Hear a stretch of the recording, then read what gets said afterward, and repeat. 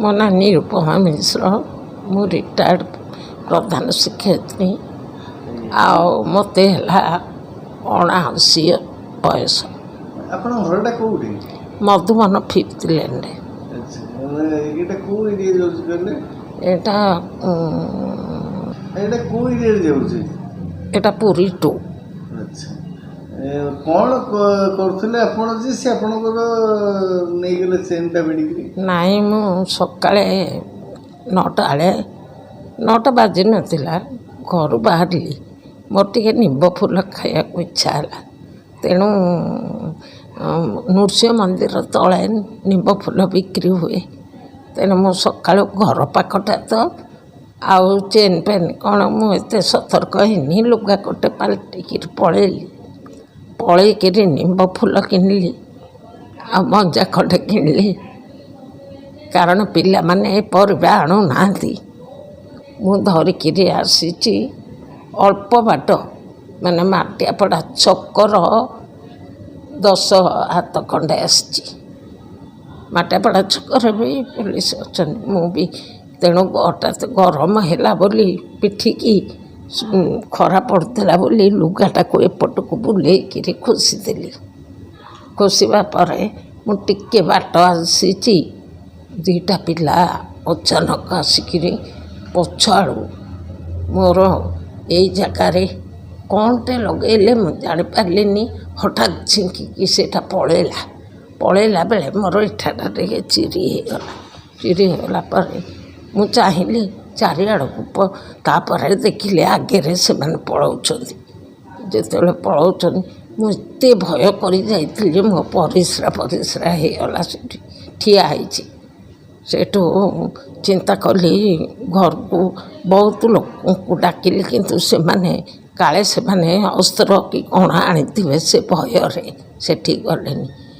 କେତେଜଣ ଚିହ୍ନା ଲୋକ କହିଲେ ଯେ ସେ ଅମୁକଙ୍କର ବା ମାଉସୀ ତାଙ୍କୁ ଫୋନ୍ ନମ୍ବର ଜାଣିଛି, ତାଙ୍କୁ ଡକଉଛି। ଡକେଇଲାରୁ ପୁଅମାନଙ୍କୁ ଡକେଇଲେ ଫୋନ୍ କରି। ସେତେବେଳକୁ ମୁଁ ଘରକୁ ପଳେଇ ଆସିବାକୁ ବ୍ୟସ୍ତ ହେଉଥିଲି। ନାହିଁ, ଯାହା ହେଲା। କିନ୍ତୁ ଦେଖିଲା ବେଳକୁ ପୁତୁରା ହେରିକା ଗଲେ ସମସ୍ତେ ସେଠି। ପୋଲିସ ବି ବହୁତ ସାହାଯ୍ୟ କରିଛି। ସାଙ୍ଗେ ସାଙ୍ଗେ IIC କୁମ୍ଭାରପଡ଼ା, IIC କ'ଣ ସେଟା ଏ ଯେଉଁ ଏପଟେ ଯେଉଁ ସହଯୋଗ କଲେ ଉଭୟ ପୋଲିସ, ମାଟିଆପଡ଼ାର IIC ପହଞ୍ଚିଥିଲେ। ତାଳବଣିଆର ବି IIC ପହଞ୍ଚିଥିଲେ।